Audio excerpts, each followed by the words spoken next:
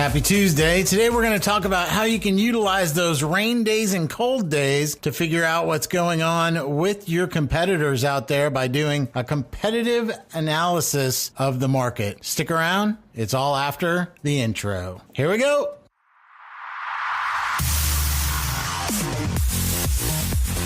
This is the Find the Green podcast with your host, PGA Master Professional, Jason Rockhold.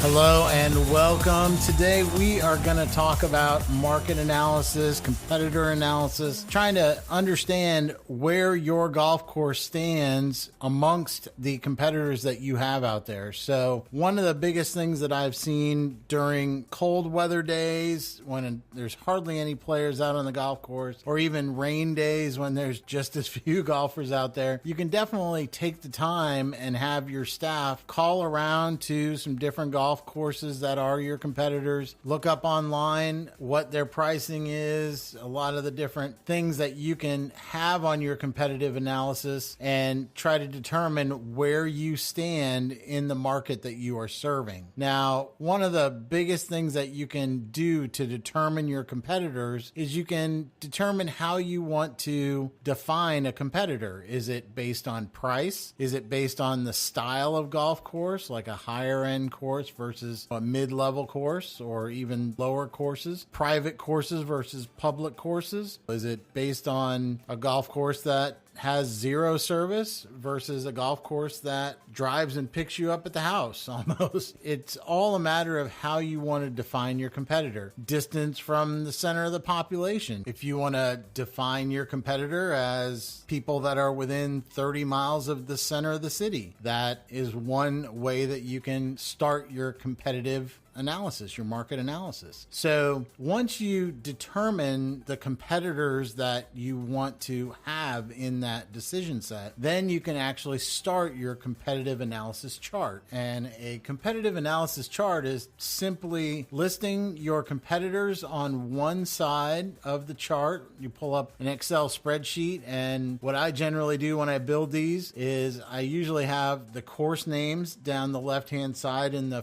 first column, and then I put the different parameters for the comparison across the top, and any of those can be the service level, course conditions, pricing, the different reviews based on the star levels that they have online, distance from the center of the population. Like we said before, having that in its own line is one way that you can define that. Do they have a range? Do they have a practice area? What kind of lesson offerings do they have? Pro shop? Is it a full service pro shop? Do they offer rental clubs? What does their website look like? Do they offer online tee times? Do they have a dining area? All of these parameters are things that you can put into that competitive analysis chart. And as you go out and you start to make calls on that, you can start to determine where you fall amongst the people that you have in your competitive analysis. Now, you might say, and a lot of people will say, well, I kind of have a good idea of where I fall when it comes to my competitors. Well, that might be true in a broad sense, but when you start to factor in your weekday rate versus weekend rate and what that is versus other golf courses, what your twilight rate is versus other golf courses, what your website is offering or what your website is doing for your customer versus other golf courses. All of these things are things that change pretty frequently. When you start to look at a weekend rate, if somebody has aerified greens one week, then all of a sudden they're not a competitor of yours that week. So the more often that you can take advantage of this analysis, the more you can understand where you can actually excel and where you need to really pay attention to devoting your resources. All right, the next step, now that we've determined the different parameters that we're going to have, and we put that at the top of the Excel spreadsheet, and we have the courses down the left-hand side, how are we we going to figure that out? Well, there's a few different ways you can do it. Obviously, you can go online and see what kind of information you can pull out from there. You can base it on your personal experience. When you went to the golf course, what did their pro shop look like in comparison to yours? Now, there's different ways that you can rate yourself versus other golf courses. I tend to have 10 different parameters that I'm rating versus the other businesses, and that way I can determine on a scale of 1 to 10 where we rank versus the other golf courses. And with 10 different parameters, that allows me to have a 100-point total for somebody that scores a 10 in every category. So this will help you build a competitive analysis graph that will allow you to see visually where you stand versus all your competitors. It's a really neat way to understand where you fit into your marketplace. Now, there are a lot of courses that, let's say, for example, have poor service, course conditions are bad, their prices are high for their course conditions, they have really low reviews, so they have a really, really low rating, and they rank, let's say they get 20 to 25 points. Now, they're going to be at the bottom of that ranking system, whereas somebody that has great service, perfect course conditions, their website does everything for you. They have a pro shop that is decked out. All of these different things that are there, and they rank 80 or 90 on that chart, and they're towards the top of that ranking. So once you find where you fit into that analysis, it gives you a good idea of where you need to dedicate your resources to either go up in that chart or stay where you're at if that's where you want to be, which for a lot of golf courses, that's how they're built. They're built to be in a certain area. You price yourself in a certain area. And what tends to happen over time is that pricing can tweak out of the area that you're expected to be in. For example, there are some golf courses that are higher end golf courses that have accidentally creeped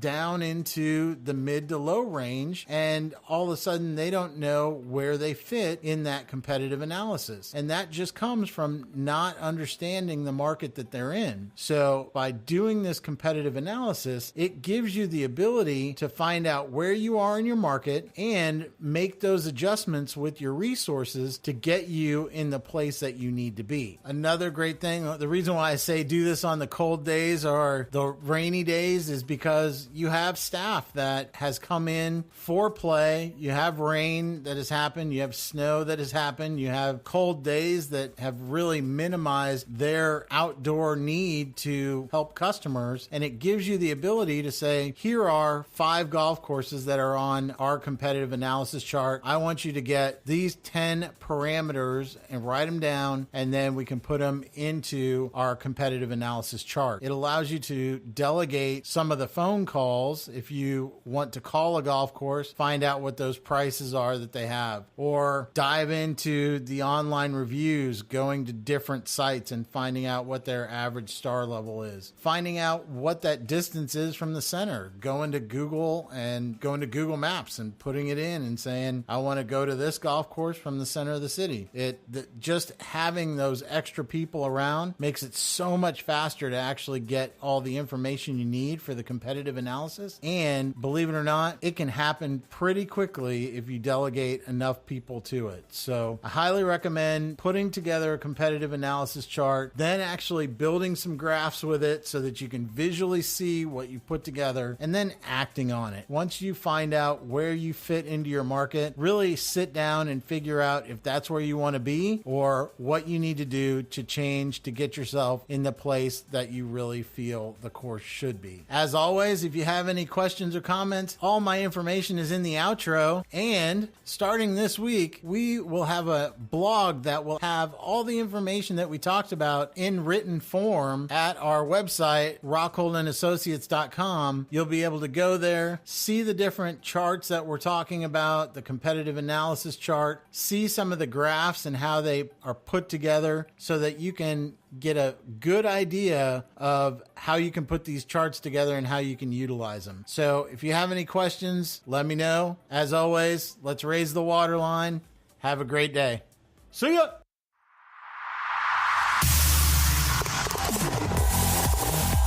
Thanks for listening to this week's Find the Green podcast with PGA Master Professional Jason Rockhold. Hit subscribe now to get the latest Find the Green podcast with new episodes uploaded every week. Email your questions and comments to jrockhold@pga.com or reach out on your favorite social media, Twitter, Instagram, Facebook, all at Find the Green.